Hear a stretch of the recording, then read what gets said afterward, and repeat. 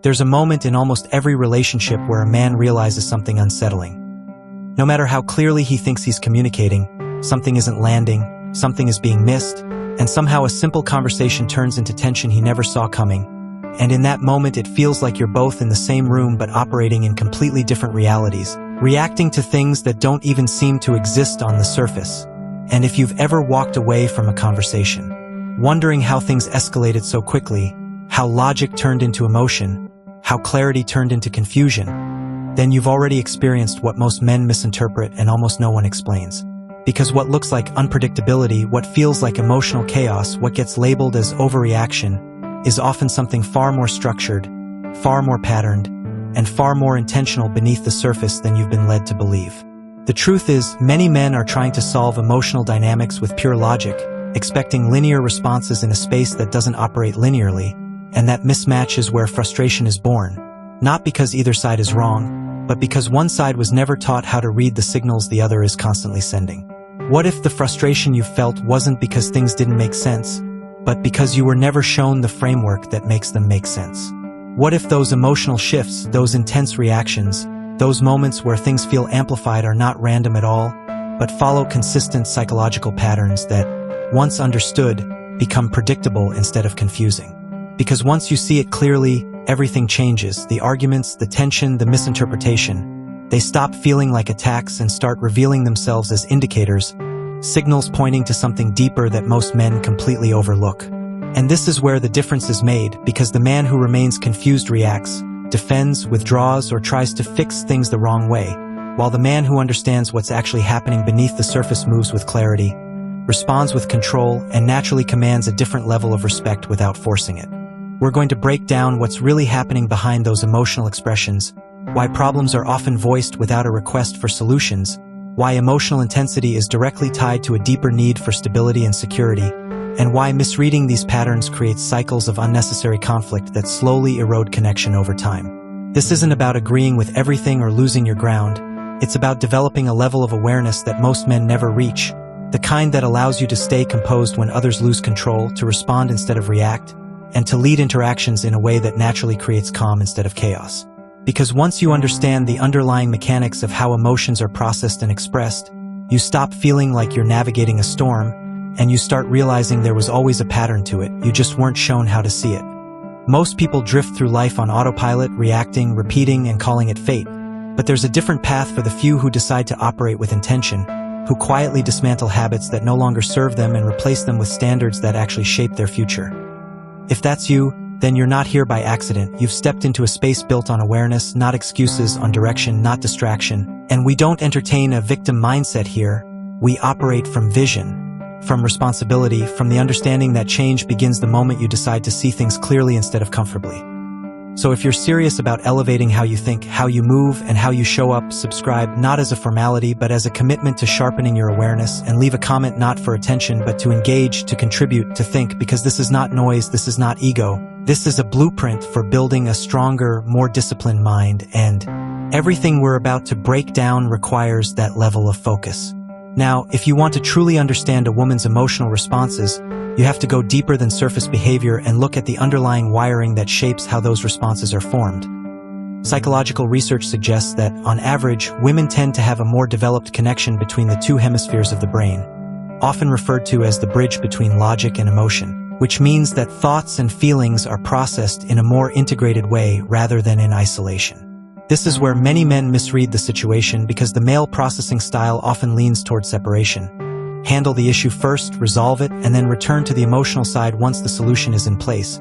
But for many women, the emotional experience is not something that waits its turn. It is happening simultaneously with the logic, influencing how the situation is understood in real time. So when she expresses emotion, it's not a distraction from the problem. It's part of how she is processing the problem. And the moment a man recognizes this distinction, frustration starts to dissolve, because he's no longer expecting a purely linear response in a system that was never designed to operate that way.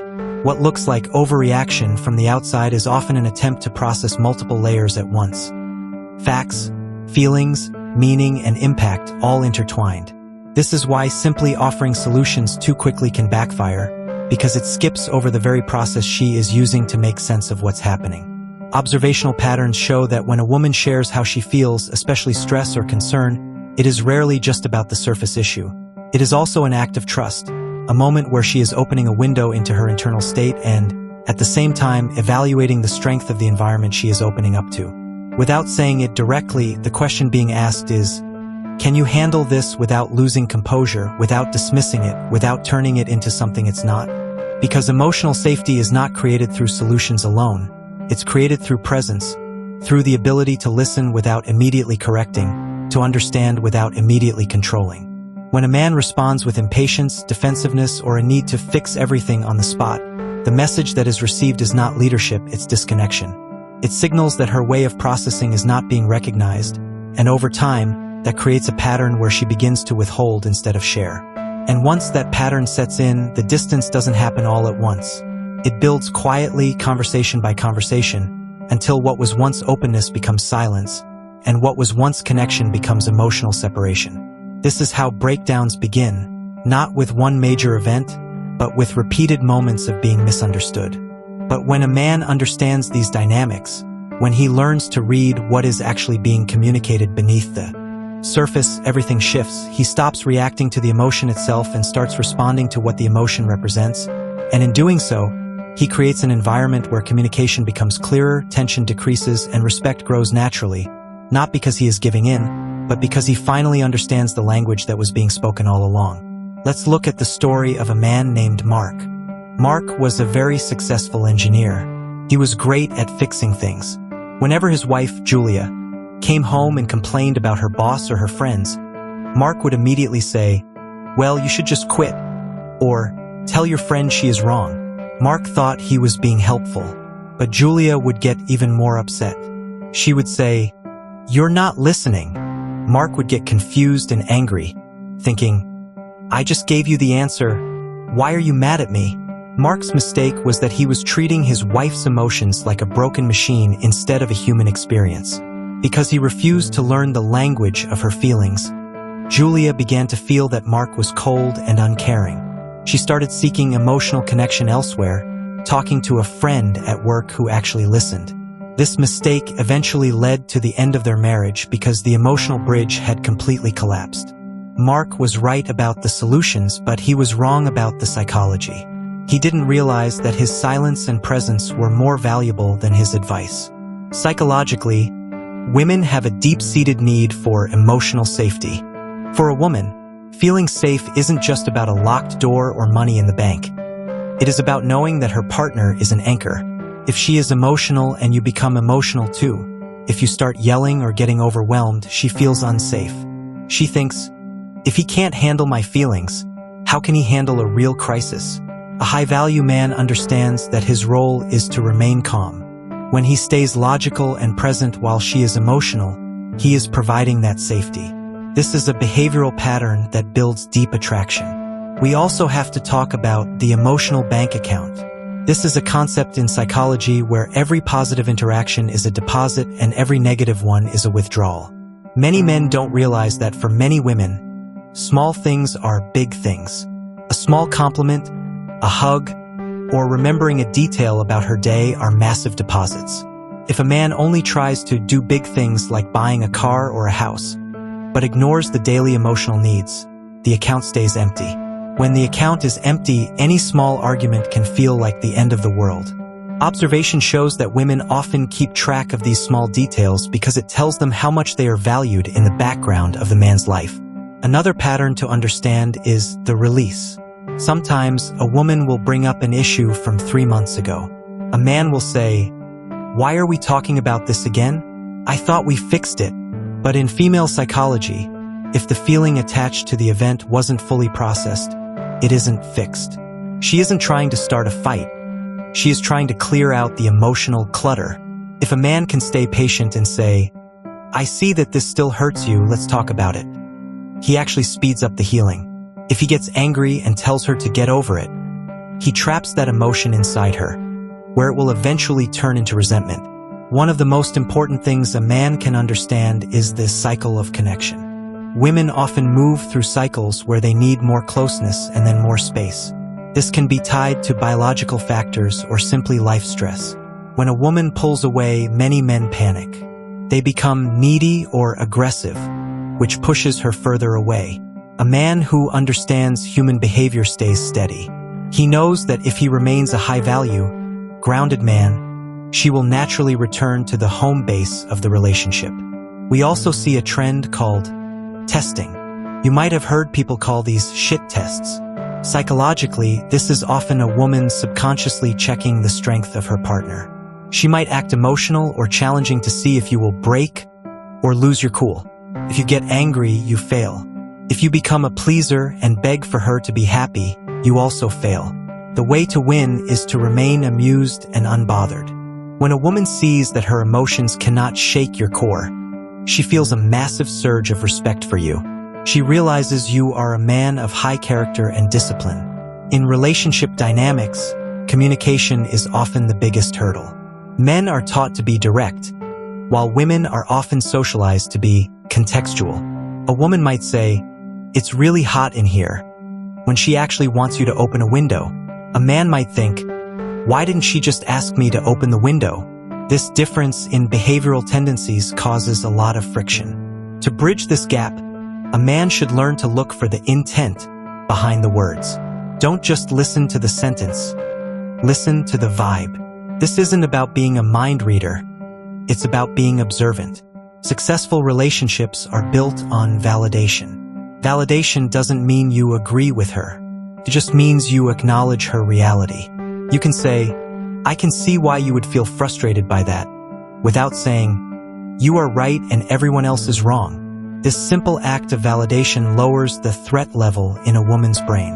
It moves the conversation from a battle to a dialogue. When she feels validated, her logical brain can come back online, and you can actually solve the problem together. If you are a man watching this, ask yourself, do I react to her emotions, or do I respond to them? Reacting is when you let her mood dictate your mood. Responding is when you stay in your own lane and handle the situation with wisdom. The man who responds is the man who stays in control of his life and his relationship. He is the man who can navigate any emotional storm and come out stronger on the other side. We have looked at how the bridge between logic and emotion works in a woman's mind. Now, we need to focus on how a man can use this knowledge to lead his life and his relationship into a place of permanent success.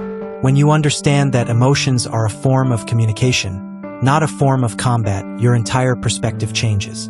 You stop feeling like a victim of her mood and start feeling like a master of the situation. In relationship psychology, there is a concept called co-regulation. This means that in a partnership, the nervous system of one person affects the nervous system of the other.